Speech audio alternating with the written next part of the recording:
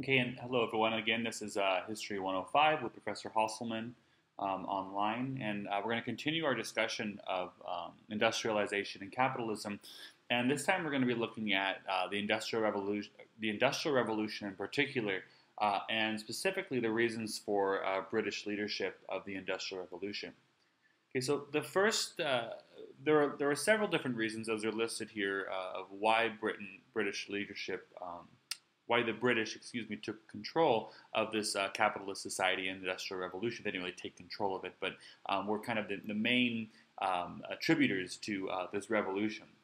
The first thing on this list here is that this idea of the enclosure movement. So prior to this movement, Britain's farming was wide open because of industrialization, not because of industrialization, but because of agricultural revolution in the 8th through the 12th centuries, with the invention of the plow, which required large spans of land to move this plow back and forth with the help of oxen and horses. The reason that so with these large, these large swaths of land, there was no fences involved because it was too difficult to maneuver this plow back and forth. So the field system was very open, and peasants could move around from field to field and do lots of different work. In the 18th and 19th centuries, this movement of enclosure started to take place, which privatized land formerly available to all for grazing and farming, and concentrated land ownership in fewer hands. And one of the downfalls to this is that with no land to work, small farmers were displaced, thus forming a pool of cheap labor. And of course, where do these people go? Well, a lot of them end up moving to cities where a lot of these factories are popping up, a new one every day during this time period. Another reason was the agricultural explosion. Crop rotation had replaced this open field system as well, and landowners experimented with new crops such as turnips and new inventions such as the seed drill, which allowed for a more sufficient and efficient way of producing crops. There was also a population explosion in Britain during this time period. New farming methods, of course, produced more food. More food means more people can survive, and more survival means a larger number of people.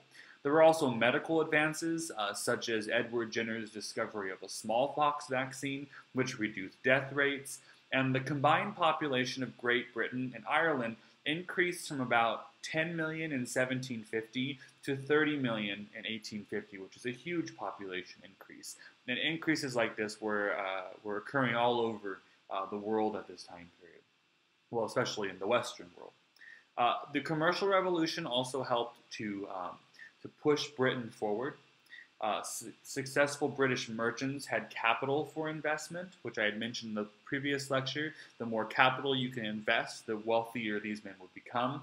And Great Britain also had the most highly developed banking system in Europe as well, rivaled at sometimes only by the Dutch. Now, the Enlightenment, which is not on my list here, also helped to produce British leadership during this time period. Because of its embracing of science. The Royal Society exchanged scientific ideas in Britain. British society encouraged and rewarded inventors and entrepreneurs like those tinkerers that we had mentioned previously. And innovation was the secret. Many inventors were self-taught and had little scientific training. So that was one thing that made the British very exceptional in this sense. And finally, one of the reasons for this development of industrial revolution in Great Britain was the politics of war. Now, wars and struggle turned once trading patterns away from each other and instead focused on colonial overseas trade. Okay? War made raising revenue important, and the French and the English, two of the leading powers in Europe during this time period, had run into each other many times especially because of this trade. They had issues of cotton and silk in India, slaves on the west coast of Africa, sugar plantations in the Caribbean. There were Indian alliances in the Ohio River Valley, which sparked in American history the French and Indian War. And then furs in the Hudson Bay region as well were constantly being competed with one another.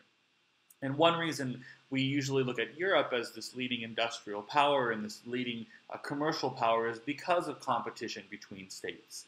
And this is one thing that really allowed Britain to lead in this industrial revolution.